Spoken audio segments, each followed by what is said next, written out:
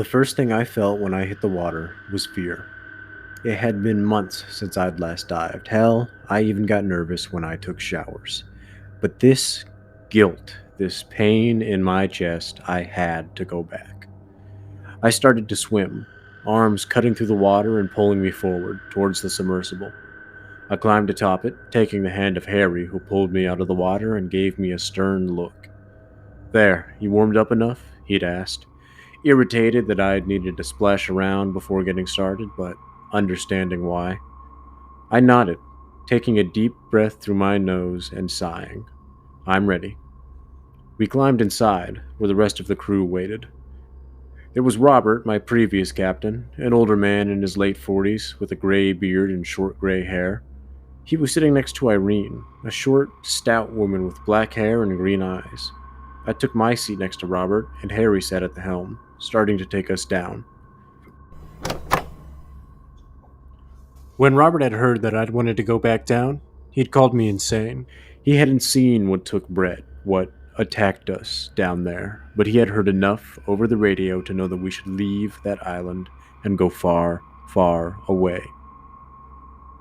It turns out I wasn't the only one keen on going back down, however. Shortly after our conversation, we were met outside our office by a few men in military garbs. They greeted us as Lieutenant Harry and Lieutenant Commander Johnson. "We're here on behalf of the NOAA," they had said, and I saw Robert's face twist with rage. He took a step forward, pointing at Johnson's chest and shouting in his face. 2 months! It has been 2 whole months of us trying to get a hold of you. What the fuck kind of games are you playing at?" Anne pulled on him, trying to pry him away from the men, and Johnson wiped the spit from his face before answering calmly. We weren't allowed to make contact, not until we had more information. He barely got the sentence out before Robert was shouting again. "What information? What was that? What happened to that boy that you sent to die?" Johnson removed his hat, putting it to his chest and lowering his eyes. "What happened to Brett was... we couldn't have known." The HOV jostled in the water, shaking me from my thoughts. The submersible we sat in was around 60 feet long, and it was cramped inside. We didn't really have room to travel, as the inhabitable part of the sub was around 15 feet long. It had a control console at the front, with chairs for each of us behind it. Ahead of the console was our window, with lights on either side shining out into the emptiness ahead. I looked out into the dark, gazing and waiting, half expecting something to glide out of the darkness and swallow us whole. "What's our depth?" I asked, shaking the thought from my head.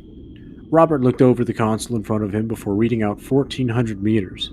We were about halfway to the entrance of the trench, and I let out a shaky breath, which caused Irene to turn her head and look at me. "You gonna be able to handle this?" she asked, and I gave her a solemn nod. "We need you to go back into the trench again," Johnson had said to me, locking eyes and trying to read my reaction. He seemed surprised by my answer, eyes going a little wide when I agreed.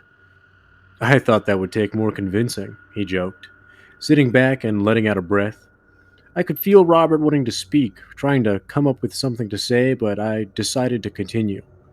"You're going to have to pay us, a lot, but yeah, I get the feeling you wouldn't be here if it wasn't important. And you're sending some of your guys with us this time. I'm not going down there to die, and I want to know you're invested in my safety." A grin crossed his lips, and he nodded before replying calmly. "Harry will be going with you, along with one of our navigation officers. You're going in a sub this time. You shouldn't even need to get your toes wet, if we can help it," he'd said, and Robert finally found his words. "Why?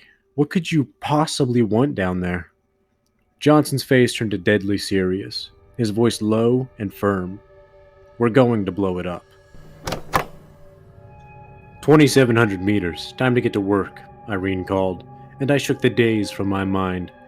We were all staring out the window now, watching the bubbles rise past us. Harry was the next to speak. His voice sounded concerned for the first time since we met. "Shouldn't we be seeing some by now? They've been all over the archipelago. I figured we would see them pouring out here in swarms."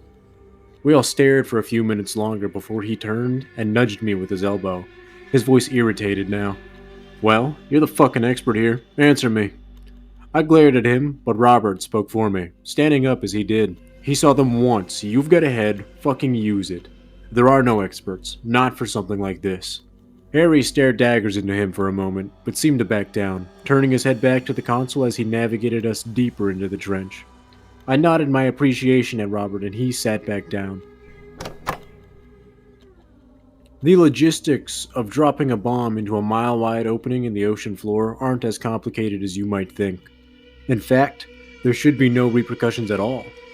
The water pressure would compress the explosion and absorb most of its energy, and while gases would bubble up to the surface, their harm on the environment would be minimal. Due to the nature of this threat, the damage to sea life wasn't a concern.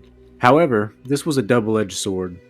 Unless we were dropping something nuclear, the explosion wouldn't be big enough to vaporize everything within the trench. And while certainly doable, there was worry that what radiation made it into the atmosphere could rain back down onto the Galapagos Islands. And while the radiation left in the ocean would dilute into the water after about a day, it was possible that it could still cause some harm to the islands and their inhabitants. This meant we needed a smaller bomb, and someone to put it in the perfect spot. A little thump was heard as what looked like a squid bumped into the glass of our submersible. We all watched as it tried to keep pace with us, bumping into the glass again and again. "That's odd," said Irene, leaning forwards and squinting at the strangely behaving squid. It slowly spun around, and Harry gagged at the sight. While the front of it had been untouched, its back was swollen and pulsing, covered in dozens of small holes, all clustered together. Small worms peeked out of the holes, poking their heads at the glass before retreating back inside. They were long and red, and had disc-like growths for heads. After a few more prods, it seemed to lose interest and drift away. We saw another then, this one a stingray, its body missing its fins as they had been completely consumed by the worms, and as it floated past, we saw more and more. Dozens of them drifting up and past us. Harry was taking deep breaths, and Irene put a hand on his shoulder, her voice somewhat soothing, though just barely. "You okay?" she asked him, and he shook his head for a moment before regaining his composure and answering, "Yeah, that was fucking disgusting." And on that, we all agreed. "Why can't you just drop a bomb into the trench and be done with it? What good would be done by having us go down there?" Robert demanded, his frustration beginning to grow. "We aren't nuking the trench, this is a targeted bombing, and we need someone who has been down there before to help us pinpoint exactly what we're looking for." "And what are you looking for?" I asked, my stomach twisting with anxiety. "We believe there is some sort of source, like a nesting ground or a queen, that these things are coming from. We believe if we blow it up, we will be able to better contain the threat." I began to replay that day in my head, walking through everything I'd seen in my mind's eye as Robert spoke up again. "He barely went in. He can't help." I cut him off, eyes going wide as one image came to the forefront of my mind. There was a whale. It had hundreds of worms in it. Big worms, bigger than you'd believe. Big enough to yank Brett inside like he was a rag doll. And the whale? It was alive. They didn't kill it.